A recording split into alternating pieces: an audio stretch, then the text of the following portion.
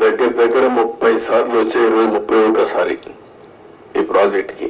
నా మనసంతా ఈ ప్రాజెక్ట్ మీద ఉంటుంది. అందరికంటే ఎక్కువ బాధపడే వ్యక్తిని నేనే.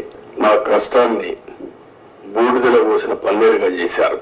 ఎందుకు ఈ మాట వాడుతున్నానంటే, పండగ రోజు కూడా ఇప్పుడు గట్కర్ అక్కడ ఉంటే వాళ్ళ ఇంటి దగ్గర ఉంటే పోయి ఆయనతో మాట్లాడి, అదే మాదిరిగా అప్పుడు ఉమాభారతి మినిస్టర్ అంటే ఆవిడని కన్విన్స్ చేసి, ఎక్కడ ఎలాంటి అడ్డంకులు లేకుండా అన్ని అడ్డంకులు, ఇక్కడ కూడా ఒకసారి 2 సార్లు అయితే ల్యాండ్ ఎక్విజిషన్ వీళ్ళంతా కూడా కొంత ట్రబుల్స్ క్రియేట్ చేస్తే వాళ్ళందరినీ పిలిపించి నయానా భయానా చెప్పి వాళ్ళు కన్విన్స్ చేసి వాళ్ళకు లిబరల్ గా రీహాబిలిటేషన్ కానీ రిలీఫ్ కానీ ఇచ్చి మొత్తం చేశాం. వీళ్ళు చేసిన పని మీరు చూస్తే ప్రభుత్వం వస్తానే రివర్స్ టెండరింగ్ అన్నారు. వచ్చిన వెంటనే అదే రోజు ఒక మాటలో చెప్పాలంటే సేమ్ డే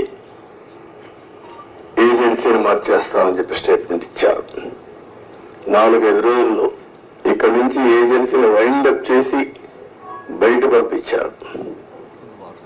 ఉండే స్టాఫ్ అంతా మార్చేశారు. ఆ ప్రిన్సిపల్ సెక్రటరీ, ఇంజనీరింగ్ చీఫ్ అందరినీ మార్చేశారు. అక్కడి నుంచి ఎవ్వరికీ తెలియని వ్యక్తులు పెట్టేశారు. ఇక్కడ 19-20 వరదలు వచ్చాయి. గోదావరి వరదలు వస్తే ఎంత తీవ్రంగా వస్తాయో మనందరికీ తెలుసు. 2 సార్లు వరదలు వచ్చి మొత్తం మీరు చూస్తే దగ్గర డయాఫామ్ వాల్ 4 చోట్ల బ్రిడ్జ్ అయిపోయింది.